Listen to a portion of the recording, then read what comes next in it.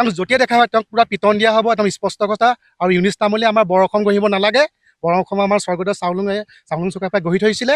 আৰু গতিকে তেওঁ যাতে এই মাজত কিবা নোসোমায়, আহোমৰ লগত তেওঁৰ কোনো সম্পৰ্কৰো নাই। আৰু আমি সম্পূৰ্ণভাৱে তেওঁক নিষিদ্ধ কৰিছোঁ। যদি য'তেই দেখা হ'ব তেওঁ স্পষ্ট কথা, তেওঁক পূৰা পিটন দিয়া হ'ব। বহুদিন আগলৈকে দেখি আছোঁ তাৰ কিছুমান ভিডিঅ' প্ৰচাৰিত হৈ আছে, এইবিলাক আমি হেৰি নকৰোঁ। কিন্তু কালি যিটো ভিডিঅ' আমি পালোঁ, সেই ভিডিঅ'টোত কৈছে তেওঁ আহোম বংশধৰ বুলি। যদি তেওঁ প্ৰকৃততে আহোম বংশধৰ হয়, তেতিয়াহ'লে অবৈধ বাংলাদেশীখিনিক অসমলৈ আনিবলৈ বৰপীয়াখন কিয় পাৰি দিছে? আমাৰ প্ৰশ্ন সেইটো। আৰু তেওঁৰ যদি যিকোনো ক্ষেত্ৰতে অকল যিখিনি অবৈধ বাংলাদেশী সেইখিনিকে যদি বৰপীয়া পাৰি অসমলৈ আনি দিয়ে, তেতিয়াহ'লে আমাৰ অসমত 600 বছৰ ৰাজত্ব কৰি এই যি বৰ অসম গঢ়ি তুলিছে আহোমসকলে, তেওঁলোকৰ তেতিয়াহ'লে অৱদান ক'ত যাব?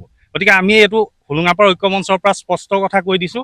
আমি বৰ্তমান আছোঁ লাচিত মৈদামত, আমাৰ বীৰ শ্বহীদ তেওঁ। গতিকে তেওঁ ইয়াৰ পৰা আমি স্পষ্ট কথা কৈ দিছোঁ যে তেওঁ যদি কেনেবাকৈ আমাৰ যোৰহাটলৈ আহে, তেতিয়াহ'লে কিন্তু তেওঁক কোনো পধ্যেও শুদাই এৰা নহ'ব।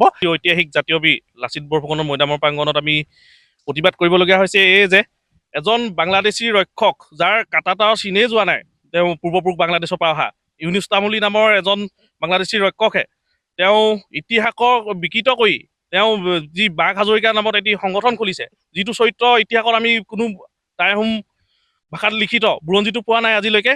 তেওঁ বিকৃত কৰি যি বাঘ সেনা গঠন কৰি তেওঁ ৰাইজক বিভ্ৰান্ত কৰিছে, আৰু যি আহোম তেওঁ বংশধৰ বুলি তেওঁ নিজকে ঘোষণা কৰিছে। তেওঁক আমি সুধিব বিচাৰিছোঁ, সদৌ টাইম ছাত্ৰ সন্থাই তেওঁ কোনটো আহোম বংশৰ ফৈদৰ, অতি শীঘ্ৰে ৰাজহুৱা কওক, অন্যথা আমি টাই আহোম ৰাইজে তেখেতক আমি উচিত প্ৰত্যুত্তৰ দিম। আৰু তেখেতে অসমৰ বিভিন্ন প্ৰান্তত যদি যিকোনো কাৰ্যসূচী কৰিবলৈ যায়, তেওঁ গণপ্ৰহাৰ লাভ কৰিবলৈ সক্ষম হ'ব। আৰু লগতে অতি শীঘ্ৰে বাঘ সেনা নিষিদ্ধ কৰিবলৈ আমি প্ৰশাসনক দাবী জনাইছোঁ, অন্যথা টাই আহোম ছাত্ৰ সন্থাই প্ৰতিবাদী কাৰ্যসূচী গ্ৰহণ কৰা হ'ব। আৰু যি তেওঁ নিজকে এক লাচিত বৰফুকনৰ সহযোদ্ধা বাঘ সেনা বুলি ঘোষণা কৰিছে, কি আমি আহোমৰ নেতৃত্বত যি শৰাইঘাটৰ মোগলৰ বিৰুদ্ধে যুদ্ধ কৰিছিলোঁ, সেই মোগলৰ বংশধৰে কেনেকৈ তেওঁ নিজকে আহোমৰ বংশধৰ বুলি ক'বলৈ সাহস পাইছে? ইয়াত আমাৰ প্ৰশাসনে কি কৰি আছে? এইটো এটা ডাঙৰ প্ৰশ্ন হৈছে। আৰু আমি যি লাচিত বৰফুকনৰ সহযোদ্ধা আতন বুঢ়াগোহাঁই বংশধৰ, আমি লুথুৰি চেতিয়া ফুকনৰ বংশধৰ, আমি যি ৰাজখোৱা বংশধৰ, আমি কি এনেই আছোঁ নেকি? আৰু স্বৰ্গদেউ চক্ৰধ্বজ সিংহই কি এনেই আছিলে নেকি? তেওঁ যে এনেকুৱা বুজাব বিচাৰিছে যে ইতিহাস বিকৃত কৰি বাঘ হাজৰিকাহে শৰাইঘাটৰ যুদ্ধ জয়ী কৰাইছিলে, কি লাচিত বৰফুকনে কি শৰাইঘাটৰ যুদ্ধত নৰিয়াগাহে কি এনেই 17 বাৰ মোগলক পৰাস্ত কৰাইছিলে নেকি?